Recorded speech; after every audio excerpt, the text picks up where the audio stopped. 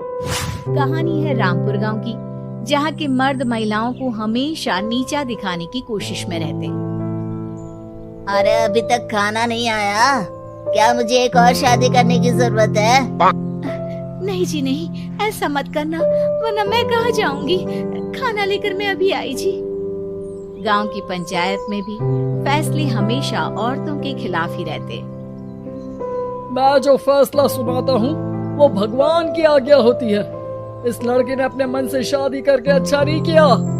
लड़के को घर भेज दो और इसकी शादी इसकी जाति की किसी लड़के से करवा दो, लेकिन ये लड़के, इसे तो गांव के बाहर निकाल दो। नहीं नहीं जमींदार साहब, ये क्या बोल रहे हैं? ऐसा नहीं हो सकता। मेरी बेटी मासूम है, इसे अच्छे बुरे की समझ नहीं है। अरे कहाँ जाएगी ये बेचारी? कहाँ जाएगी? इतनी चिंता है तो पूरे परिवार का गांव निकाला कर देते हैं।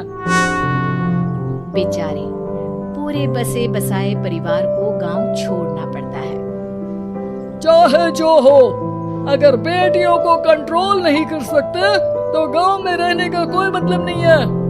यहाँ औरतों को दब कर रहना होगा। कोई भी अपने हिसाब से कुछ नहीं कर सकता, सब ईश्वर की मर्जी से ही होगा। तभी गांव का एक आदमी दौड़ा दौड़ा आता है। सरपंच साहब, जमींदार साहब, वो कालिया है ना, उसकी बेटी पढ़ने के लिए शहर जा रही है। अच्छा, ये कब हो गया? और कालिया की हिम्मत कैसे हो गई ऐसा करने की? लेकर आओ उसे और उसकी बेटी को। बस फिर क्या था, हाजिर हो जाते हैं कालिया और उसकी बेटी सरपंच के सामने। और कालिया, ये क्या सुनने में आ रहा है? बेटी को इंजीनियर बना रहा है तू? और ये बता, गांव में तो स्कूल नहीं है, फिर कहां से इतनी क्लास पास कर गई तेरी बेटी? राधा, जो कि कालिया की बेटी है, उसे लगता है कि सरपंच उसकी तारीफ कर रहे हैं। सरपंच जी, मैंने ऑनलाइन पढ़ाई की है, डिस्टेंस लर्निंग से। सभी में मैंने अच्छे नंबर पाए हैं, जिसे देखते हुए शहर की इंजीनियरिंग कॉलेज में मुझे स्कॉलरशिप मिली है। वाह जी वाह, क्या होती है ये? पहले तो ये बताओ, फिर आगे की बात करते हैं। पूरा गांव राधा की बात सुन रहा था और राधा बोलती जा रही थी। तो ऐसे मैं फ्री में एक अच्छी शिक्षा लेकर गांव में जो कुछ परेशानियां हैं, जैसे बिजली, पानी और इंटरनेट जैसी समस्याओं के लिए काम करूंगी। मैं गांव को शहर से जोड़ने के लिए पुल का निर्माण करवाने का प्रस्ताव रखूंगी। मुझे पूरी उम्मीद है कि जल्द ही हमारा गांव भी तरक्की की राह पर चल पड़ेगा। राधा की बात सुनकर सारे गांव वाले ताली बजाने लगते हैं। सरपंच को समझ नहीं आता कि वो क्या करे। चुप रह नादान लड़की, गांव के खिलाफ जाने के लिए तुझे गांव से बेदखल कर दिया जाएगा, वो भी पूरे परिवार के साथ। और हाँ, अगर ठीक से गांव में रहना चाहती है तो ये पढ़ाई लिखाई छोड़ दे।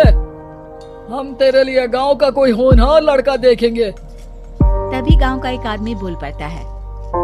अरे नहीं नहीं सरपंच जी, राधा बिटिया जो बता रही है, अगर वैसा हो जाए तो हम लोगों को पैसा कमाने के लिए बाहर नहीं जाना पड़ेगा। हाँ जी, और ना ही कोसों दूर पानी के लिए भटकना पड़ेगा। हमारे बच्चे भी अच्छी पढ़ाई कर सकेंगे और आगे बढ़ेंगे, ना कि हमारी तरह खेती करते बैठेंगे। क्यों गांव वालों, राधा बिटिया का साथ देना चाहिए ना। सरपंच देखता है कि गांव राधा के साथ है तो वो चुप हो जाता है। वो घर आकर अपने सलाहकार से बात करता है, जो बहुत ही चालाक किस्म का इंसान होता है। अरे सरपंच साहब, आपको बहुत ही होशियारी से काम लेना पड़ेगा। एक बार गांव तरक्की कर गया, यहाँ के बालक पढ़ लिए तो कोई ना पूछेगा आपको। और फिर ये जो बेटा और बेटी है ना आपके, इनको भी आम लोगों की तरह ही जीवन जीना होगा। हाँ, लेकिन करे तो क्या करे? वो ना अब मुझ पर छोड़ दीजिए, बस मैं जैसा बोलूं करते जाइए। अगले रोज सुबह जब गांव वाले सोकर उठते हैं तो राधा के घर के बाहर और साथ ही वो लोग जिन्होंने राधा का सपोर्ट किया था उनके घर के आगे लाल रंग से कल आऊंगी लिखा होता है। कल आऊंगी, यह क्या होता है? अरे यह तो खून से लिखा है, लगता है कोई भूत प्रेत या चुड़ैल का साया है। चलो सरपंच जी के पास चलते हैं। सभी सरपंच के पास जाकर उसे सारी बात बताते हैं। अरे ये तो बड़ी मुश्किल की बात है। चलो मैं एक बाबा को जानता हूँ, उन्हें बुला लेता हूँ। सरपंच बाबा को लेकर गांव के घर के बाहर जाता है।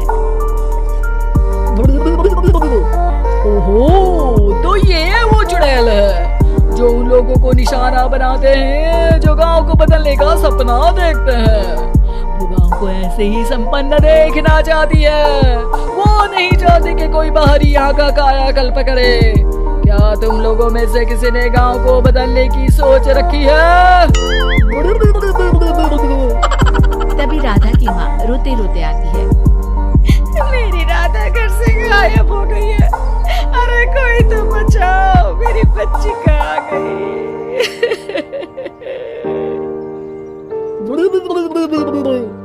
ले गई वो चुड़ैल, तेरी बच्ची को ले गई। अब वो उसे श्रापित करके छोड़ेगी, उस पर चुड़ैल का साया हो जाएगा।